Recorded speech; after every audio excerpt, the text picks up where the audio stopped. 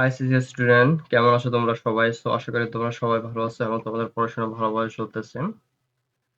আমাদের আজকে সলিউশনটা হচ্ছে প্রেপোজিশনের উপরে, প্রেপোজিশনের ঢাকা বোর্ডের সলিউশন 26 এর। এবং প্রেপোজিশন তোমাদের কাছে খুব একটা হার্ড টপিক মনে হয়, কারণ তোমরা এটা মিনিং বুঝো না। প্রেপোজিশন আমাদের এক্সামে টু ওয়েসে আসে, দুইটা উপায় আসে। একটা হচ্ছে কি অ্যাপ্রোপ্রিয়েট প্রেপোজিশন, যেগুলো আমাদেরকে মুখস্থ করতে হয়, এন্ড অ্যানাদার ওয়ান ইজ কি মিনিং বেসড প্রেপোজিশন, যেগুলো তোমাকে মিনিং পড়তে হবে এবং মিনিং অনুযায়ী যে প্রেপোজিশনটা লাগবে তোমাকে সেটাই কি ইউজ করতে হবে। তো প্রেপোজিশন দুইভাবে আসে, একটা হচ্ছে অ্যাপ্রোপ্রিয়েট প্রেপোজিশন আর একটা নর্মাল প্রেপোজিশন বা মিনিং বেসড প্রেপোজিশন বলা যায়। So I hope if you complete this video and if you watch this full video, you will be able to answer this related question. আমি বলবো না যে তুমি এই ভিডিও দেখার পর তুমি প্রেপোজিশন সব কোশ্চেন সলভ করতে পারবা, এটা কখনো না। তুমি এই রিলেটেড অ্যাপ্রোপ্রিয়েট প্রেপোজিশন যেগুলো পাবা, ইনশাআল্লাহ তুমি সেগুলাই কি ইন ফিউচার যদি ফেস করো, তোমরা সেগুলাই কি কমপ্লিট করতে পারবা। So let's start our video. The Olympic game were named.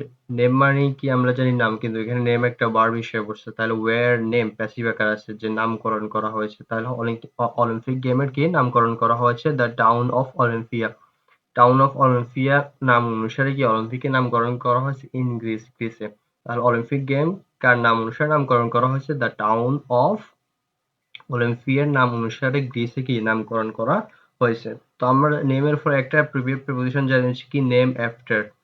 যে নেম আফটার মানে কি নামকরণ করা, কোনো কিছুর নামকরণ করা বুঝাইতে আমরা কি প্রিপোজিশন নেম আফটার ইউজ করব। নেম আফটার, এএফটিই আর আফটার। সো নেম আফটার মানে কি নামকরণ করা।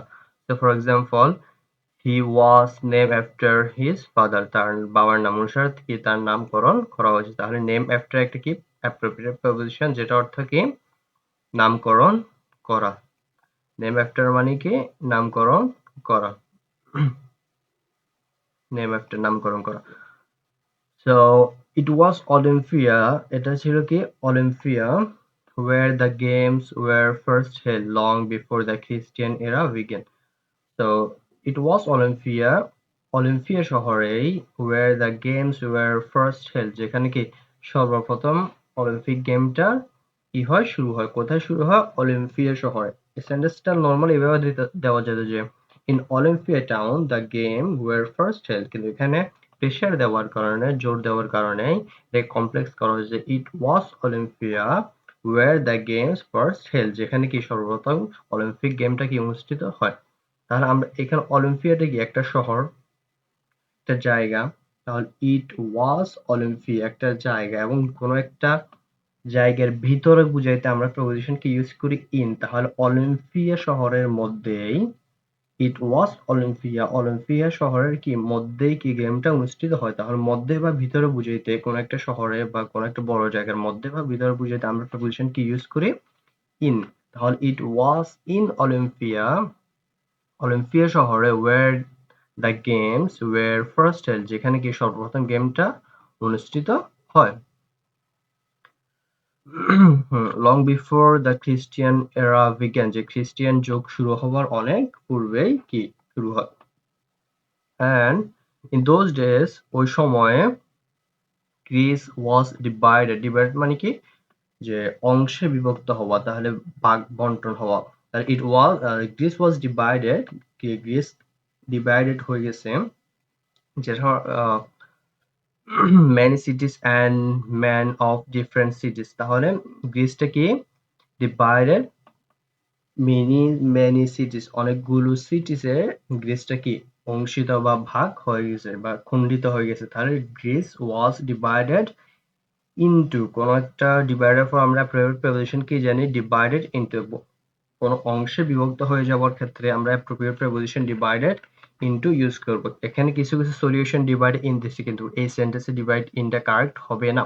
এখানে হবে ডিভাইড ইনটু, কোনো একটা জিনিস যদি অংশে বিভক্ত হয়ে যায় সেখানে আমরা ডিভাইডেড কি ইনটু ইউজ করব। তাহলে গ্রিসটা অনেকগুলো সিটির মধ্যে, অনেকগুলো সিটিতে কি খণ্ডিত খণ্ডিত হয়ে গেছে, ভাগ হয়ে গেছে। তো and men of different cities used to fight one another most that time, যে এবং বিভক্ত হওয়ার পরে কি একে অপরের সাথে তারা কি ছিল ডিফারেন্ট সিটিজ বিভিন্ন কান্ট্রিগুলো ইউজ টু ফাইট, তারা লড়াইয়ের মধ্যে কি অভ্যস্ত ছিল, ওয়ান অ্যানাদার একে অপরের সাথে, মোস্ট দা টাইম অধিকাংশ সময়। তো ডিভাইডেড এর পরে ইন কখন বসে, যখন হচ্ছে ভিন্ন মত বুঝে, যেমন the committee was divided in it's opinion, যে কমিটি তাদের কি মতবিরোধের যদি অবস্থা বুঝায়, মতবিরোধ বুঝায়, তখন আমরা ডিভাইডের পরে কি ইউজ করব, ইন ইউজ করব। The committee was divided in it's opinion, committee তাদের কি মতবিরোধ করলো, কমিটি তাদের কি মতবিরোধ করলো। যখন মতবিরোধ বুঝাবে তখন ডিভাইডের পর আমরা কি ইউজ করব, ইন ইউজ করব। কিন্তু এই সেন্টেন্সে ডিভাইডেড ইনটুটা কি fully correct.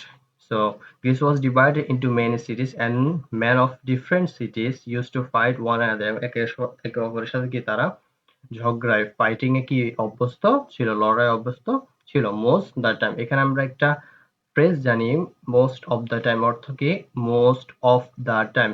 এটা ফ্রেজ, তোমাকে এটা একদম মুখস্থ রাখতে হবে, এখানে কোনো মিনিং বেস না। Most of time, most of the time মানে অধিকাংশ সময় বা অনেক সময়, মোস্ট অফ দ্য টাইম এটা একটা ফ্রেজ, এটা মনে রাখতে হবে যে কি মোস্ট অফ দ্য টাইম।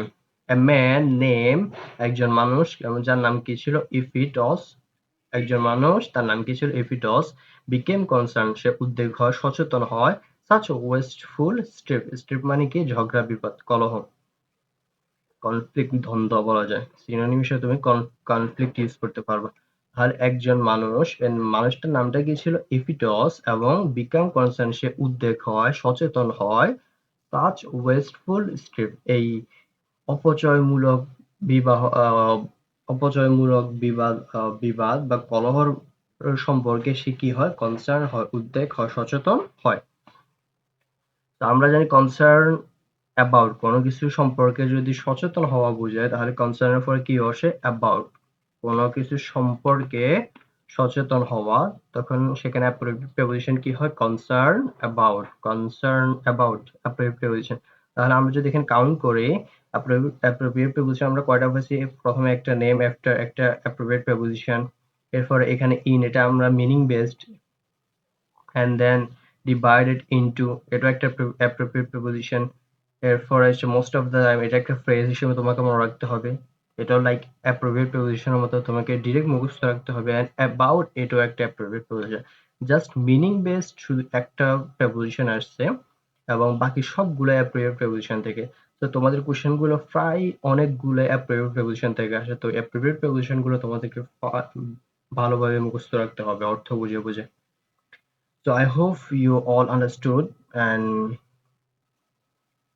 তোমরা নেক্সট যে ভিডিওগুলো চাও তোমরা নিচে কমেন্ট করতে পারো, ইনশাল্লাহ আমি সবগুলো তোমাদের কমেন্ট অনুসারে আপলোড দিব।